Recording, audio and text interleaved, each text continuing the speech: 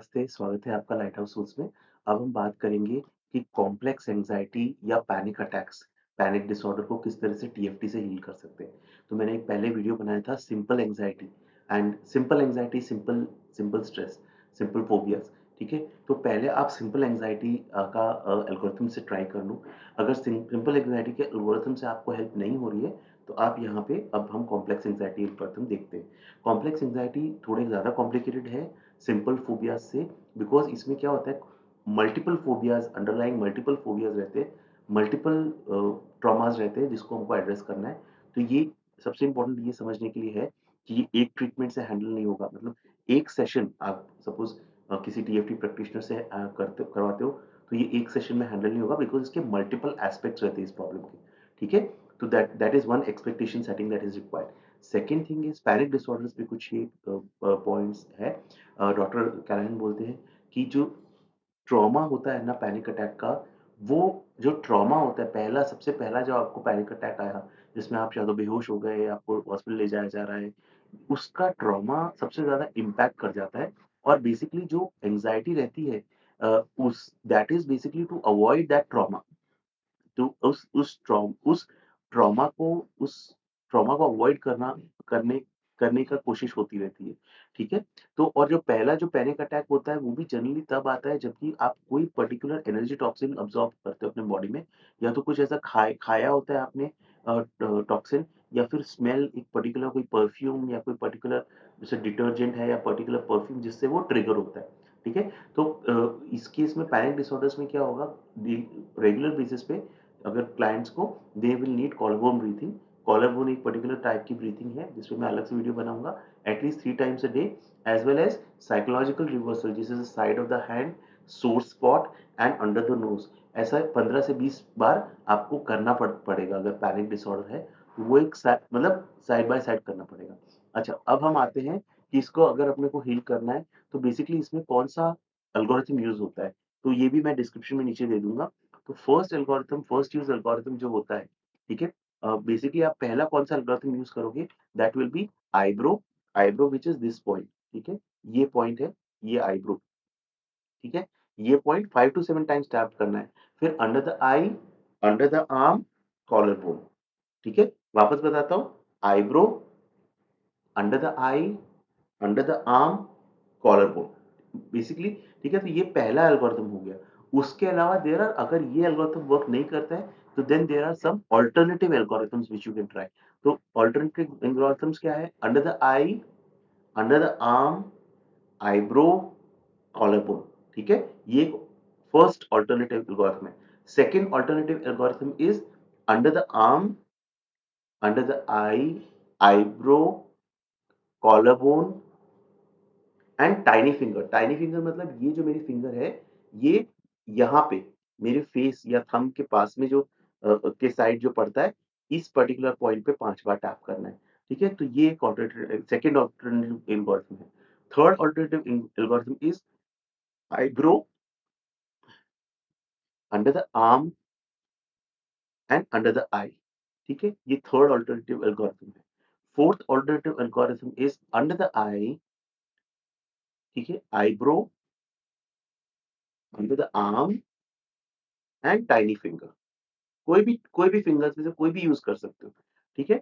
And fifth alternative algorithm is collar bone, under the eye, under the arm, ठीक है? तो there are 1, 2, 3, 4, 5 5 alternative algorithms है। एक तो मेन एल्गोरिथम है eyebrow, under the eye, under arm, collar bone. ये main algorithm है and there are some alternative algorithms. तो अभी इसको करना कैसे है, ये समझ लेते हैं। मैंने इसकी भी एक डिटेल्ड वीडियो बनाया हुआ है कि टीएफटी का प्रोटोकॉल कैसा रहता है, फिर भी मैं यहाँ पे एक बार वापस बता रहा हूँ। You have to first tune in to that thought field. Feel करो, जितना स्पेसिफिक होगे उतना बेटर है, ठीक है?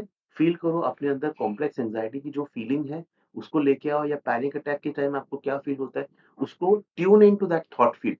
आपको कुछ भी बोलने की ज़रूरत नहीं है, जस्ट आप ट्यून करो, उस थॉट फील्ड में ट्यून करो। जैसे रेडियो को हम ट्यून करते हैं, एक पर्टिकुलर फ्रीक्वेंसी, अपने को उस पर्टिकुलर फ्रीक्वेंसी पे ट्यून करो। उसके बाद एक एसयूडी मेज़र करो कि 0 से 10 की स्केल पे कैसा है, मतलब 0 मतलब कोई प्रॉब्लम नहीं है, 10 मतलब मुझे हॉस्पिटल लेके जाओ। सो सपोज़ आप एसयूडी मेज़र करते हो 8 पे, अब आपको क्या करना है, ये जो भी मेजर्स है, जैसे फर्स्ट जो हम लोग ने अभी देखे, आई जैसे suppose first use algorithm is eyebrow, under the eye, under the arm, collar bone, इसको आपको टैप करना है। तो मैं कैसे करूंगा, आईब्रो, ठीक है, under the eye, under the arm, collar bone, ये सब मुझे करना है अपने अंदर वो फीलिंग्स रख के, ठीक है? मेरे को ये टैपिंग करनी है। तो मैंने ये टैपिंग कर ली। अब मैं वापस से मेज़र करूँगा एसयूडी लेवल कितना है 0 से 10। तो अगर 0 से 10 के बेस के एसयूडी पे अगर 8 का 5 हो गया है या 4 हो गया है, 6, 5, 4, 3 या उससे कम हो गया है, तो मैं क्या करूँगा, 9 गैमेट पॉइंट करूँगा, 9 गैमेट करूँगा। 9 गैमेट इज़ ये जो मेरा ये 2 नकल्स है, ठीक है? ये 2 नकल्स आप देख रहे हो, ये 2 नकल्स के बीच में ये जगह है, this is the called the gamete spot, ठीक है? इस गैमेट स्पॉट को टैप करूँगा, ठीक है? ये टैप करते-करते मैं कुछ प्रोसीजर्स करूँगा, जैसे close the eyes, open the eyes, right side में ऐसा देखना, लेफ्ट साइड में ऐसा देखना, फिर ऐसा एक clockwise, anti clockwise, 1, 2, 3, 4, 5, this is the 9 gamete procedure. 9 gamete procedure के बाद मैं वापस से मेज़र करूँगा, 9 गैमेट के बाद मैं वापस से मेज़र करूँगा कि अभी मेरा एसिडी लेवल क्या है। एसिडी लेवल जितना भी होगा, अगर वो वापस और डाउन जाएगा तो ठीक है, अगर नहीं डाउन जाएगा तो वापस से मैं पीआर रिवर्सल करूँगा। देखो, वापस से मैं बोलता हूँ, पहले you tune in to that thought field, आप एसिडी मेज़र करो, tap on the measures 5 to 7 times, measures को टैप करो, एसयूडी वापस से मेजर करो। अगर 2 पॉइंट से नीचे जाता है तो 9 गैमा प्रोसीजर करो, और नहीं जाता है अगर 2 से पॉइंट से नीचे, तो आप पीआर रिवर्सल करो, 15 बार इसको टैप करो कराटे चॉप पॉइंट को, ठीक है? ठीक है?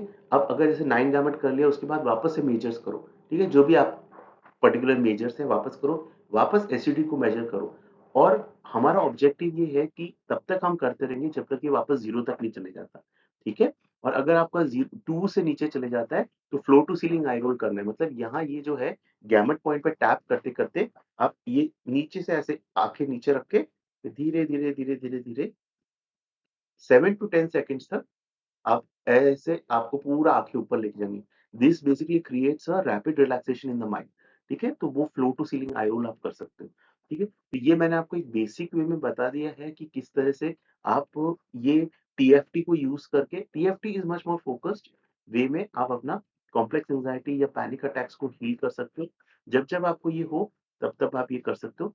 पैनिक अटैक्स में बस ये ध्यान रखना कि आपको थोड़ा कॉलर बोन ब्रीथिंग वगैरह और कर सकते हो, और साइकोलॉजिकल रिवर्सल जो 15 टू 20 टाइम्स इसको, ये जो कराटे चॉप पॉइंट पे, ठीक है? फिर ये सोर स्पॉट रहता है, ठीक है? ये सोर स्पॉट पे थोड़ा-सा ऐसा, और अंडर द नोज़, ठीक है? ऐसा आप 15 से 20 बार आपको ये साइकोलॉजिकल रिवर्सल एक्सरसाइज करनी रहेगी, ठीक है? तो ये मैंने आपको बता दिया है। अगर आपको एक basically one two one way में अगर आपको मेरे से डील करना है, तो आप वन टू वन सेशन भी ऑप्ट कर सकते हो, उसका लिंक भी नीचे दिया हुआ है, ठीक है? तो आई होप ये वीडियो यूज़फुल रहा हो। Thank you so much, God bless. Thank you.